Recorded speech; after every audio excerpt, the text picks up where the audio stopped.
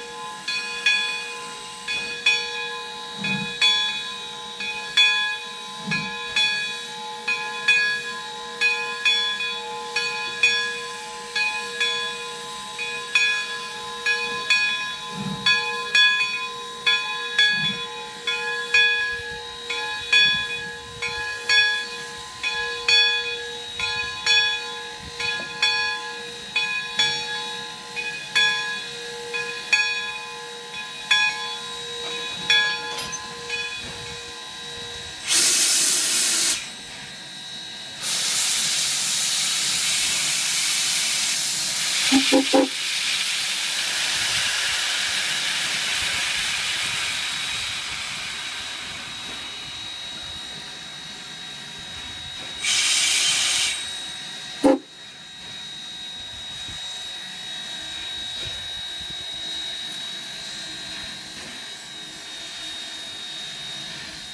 example, you know that wire cable that I was talking about earlier, that actually changed to flat wire cable, made it much easier to get those big old steel safety cages that were also invented up here, up out of the bottom of those shafts. Later, that same flat wire technology was used in the cable car systems of San Francisco. Underground dynamiting techniques, they were perfected right here on the Comstock.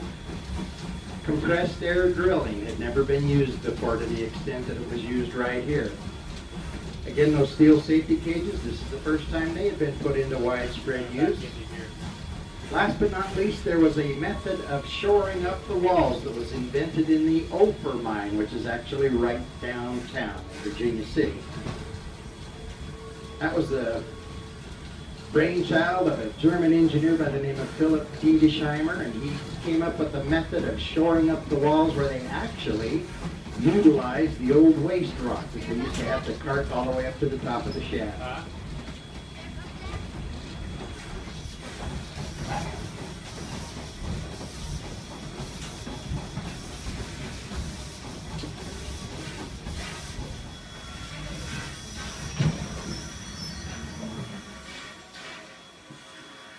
Now, if the smoke is not enough for you, if you're still trying to figure out why your allergies are bad, you see this beautiful little yellow topped bush that's kind of all over the place? That's rabbit brush, and the only ones that really love it this time of year are the rabbits. The rest of us hate it.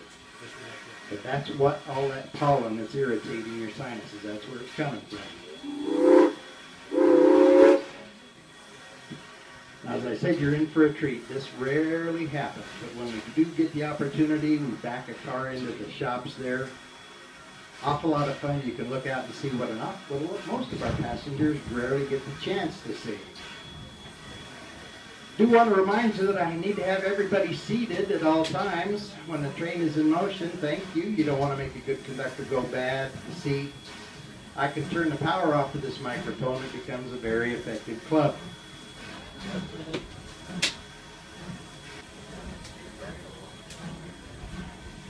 You know, if you look right up here to the west side, you can just barely make out sort of some remnants of an old road. That, believe it or not, was the original wagon road up here to Virginia City. That's the only way you could get up here, right down through this little pass.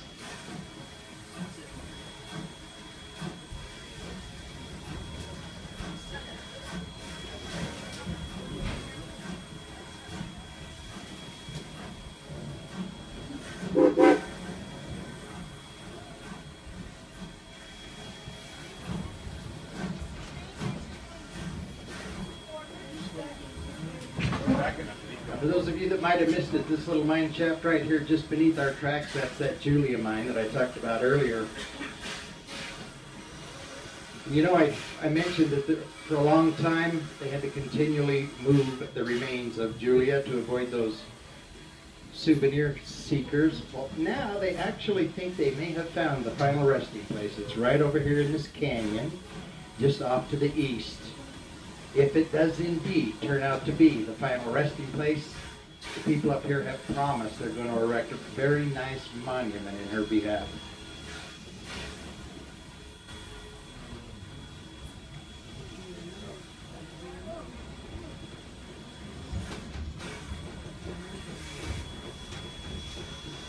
Now you might be able to glimpse right over here on your right, the west side, you can kind of see a hole in the ground. Brick line, kind of a pit. Well, that is where the actual turntable used to be. There was a 60-foot oak turntable right there, and it could accommodate up to 4 locomotives. And of course, the turntable is how they would spin or reorient the locomotives, so you wouldn't have to be going down backwards to Carson City. Wow, look at the one in front of it.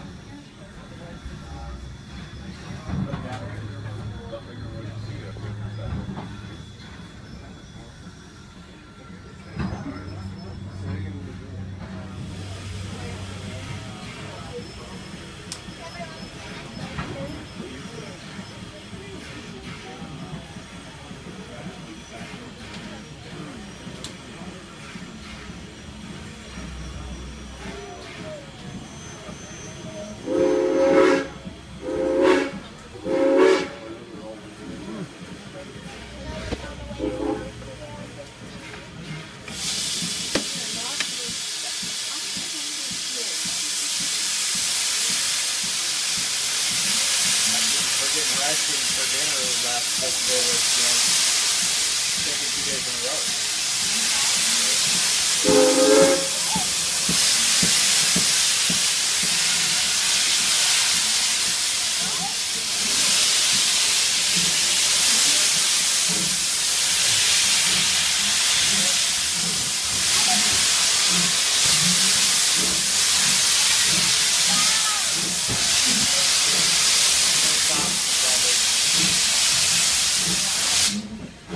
They had to bleed his pressure off or something. Check pressure or something.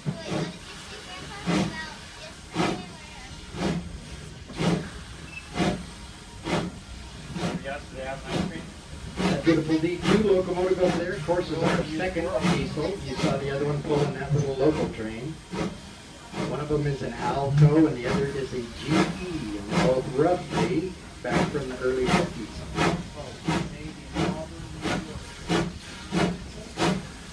Now we're pretty much back on our way. We may stop just briefly to reset this switch. Otherwise, sit back and relax. Here we go.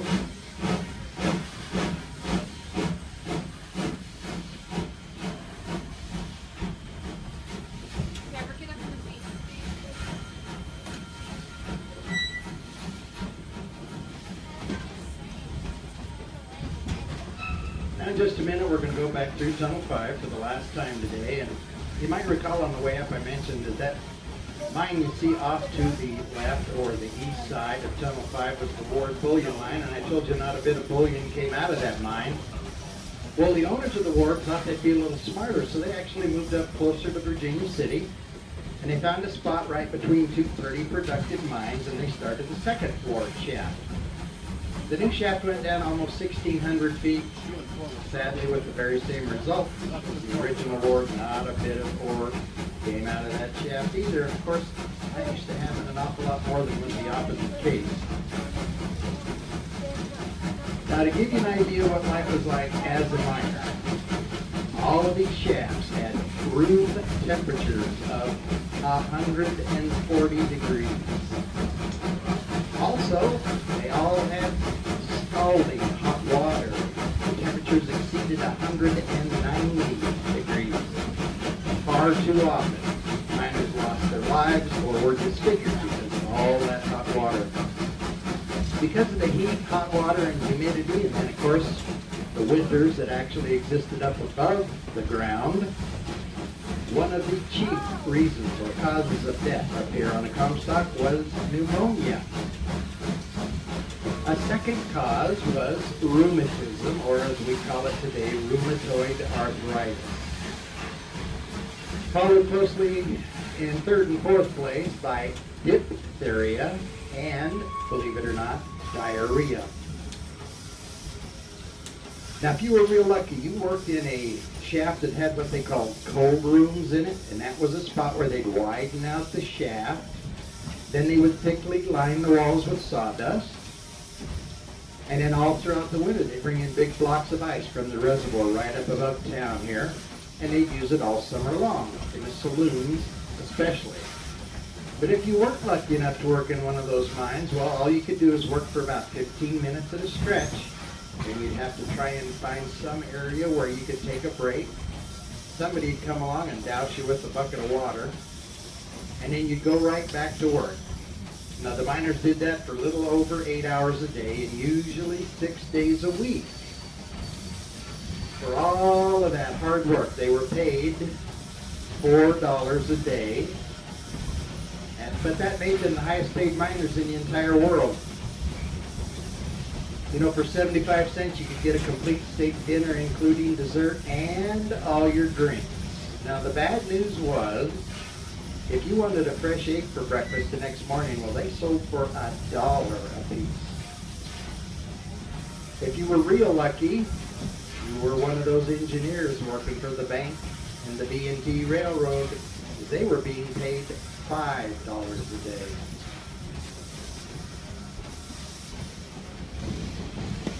Now that we've safely made it out of Tunnel 4 again, I'm going to share a quick story with you. Early this spring, the track maintenance crew was working along right in here, and they got a little too close to that tunnel back there, and that mama bobcat let out a blood-curdling shriek. 3 days later, that crew called us from Mississippi. Now on the way up this morning, what on earth do you think happened to Liberty Firehouse number 2? Of course it did, burnt right to the ground. Now that bell tower is a monument to those firefighters who lived and worked here for so many years. Now it's a beautiful little Grand Hill depot, of course, like most of the other depots. Originally it was freight only. In fact, it was only 65 feet long. There wasn't a single nail used in the original construction. It was all mortise and tenon, which means very tight, meticulous joinery. A few years later, they added another 35 feet, making it almost 100 feet long. It was a very popular move when they did that because that had the new ladies' parlor in it.